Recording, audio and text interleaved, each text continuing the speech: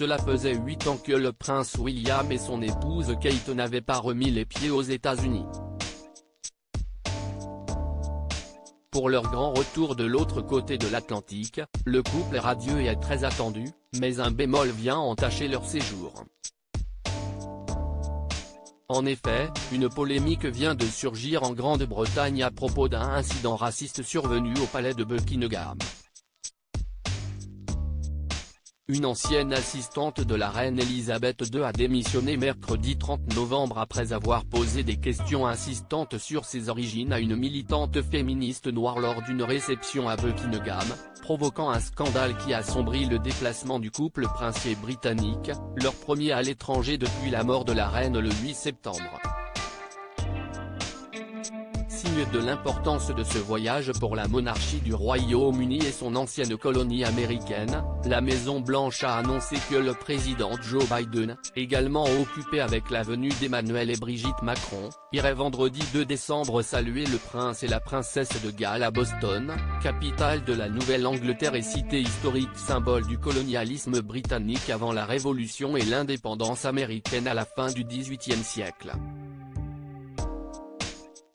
Pour notre première visite à l'étranger depuis la mort de ma grand-mère, je voudrais remercier la population du Massachusetts, et Boston en particulier, pour leurs nombreux hommages rendus à la reine disparue. Elle se souvenait avec une grande affection de sa visite pour le bicentenaire de la Révolution, en 1976, a déclaré William à l'aéroport de Boston. Une journée, 3 Lux William et Kate ont été chaleureusement accueillis par la maire de Boston Michelle Wu, première américaine d'origine asiatique à diriger la ville, et par la future gouverneure du Massachusetts Maura Healey, première femme lesbienne élue à la tête d'un État américain.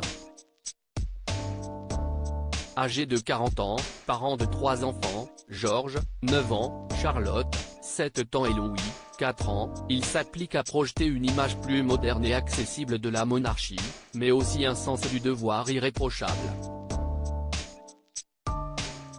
La princesse de Galles s'efforce également d'afficher son style chic avec mesure, même si elle a déjà changé plusieurs fois de tenue durant une même journée.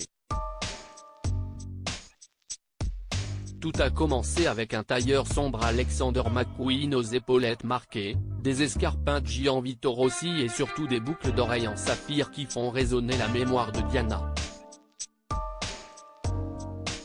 Puis, pour rencontrer la maire de Boston, l'ancienne duchesse de Cambridge a choisi une robe en tartan Burberry et s'est réchauffée dans un épais manteau en laine Alexander McQueen d'un vert profond. Enfin, pour le match de basket des Celtics organisé dans le cadre des Earthshot, remise de prix créée par le prince William pour saluer toutes les innovations pour préserver la planète, Kate a choisi une veste mi-longue vintage Chanel.